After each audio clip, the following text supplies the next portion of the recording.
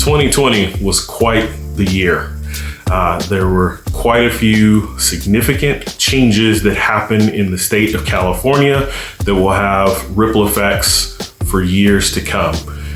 One of the more specific ones is related to Prop 19 because it's going to affect the real estate market, homeowners, current and future. So I'm going to dive into that, tell you the good and the gray area, and then part 2 of my video will talk specifically about what could be considered the bad side or the downside of Prop 19.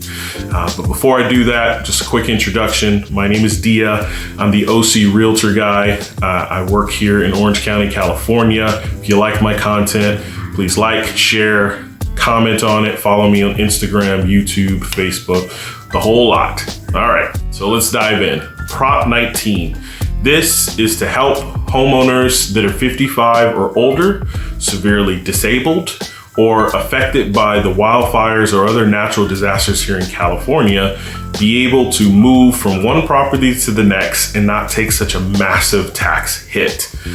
Initially, this was the successor to Prop 60 and Prop 90, which were built to help someone move only once within certain counties and cities in California and be able to take their grandfather tax rate with them. So this has expanded upon it, and it gives anyone in the aforementioned classes that I mentioned the ability to use it up to 3 times during their lifetime of living in California, which is really cool. So let's talk practicality. How does this work? Let's say you are a homeowner who bought your home all those years ago for $200,000. Even though that sounds crazy to consider, people have done it. $200,000 at the time when you bought it, and then you've just sat in it. You've raised your kids, you've lived your life, several years have passed by, and now you look up and your home is worth close to $1 million, which is very common here in California, especially Orange County. But now you're in a weird place because you're afraid to sell that home because you believe you're going to take a massive tax hit when you move into a new house that's assessed at a similar fair market value of $1 million, and now you lose the benefit of that $200K tax rate. No more. The cool part about Prop 19 is you can take the $200K assessed rate from when you bought it all those years ago and carry that over into the new house as long as it's $1 million or less.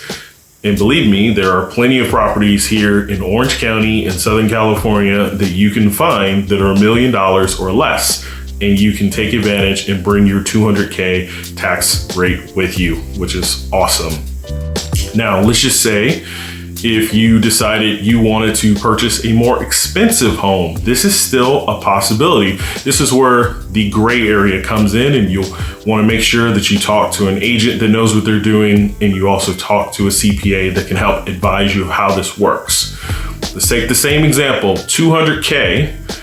When you first purchased your home, it's now worth $1 million. You sell that house, you get to take the fair market value of your old home with you to the new home up to that $1 million, and you will still only be assessed at the $200,000 tax rate.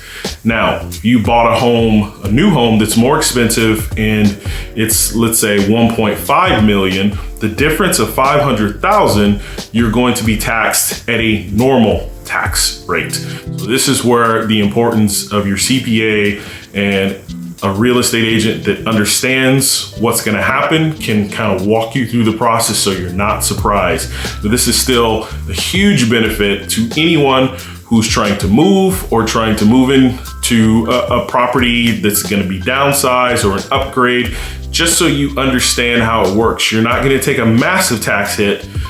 There will be some maneuvering and juggling around, but this is a good thing. This is awesome. This is the good and what I consider the gray or complicated part of Prop 19. So make sure if you have any questions, comment on this, let me know. I'd love to answer those for you, and stay tuned for part 2. I appreciate your time.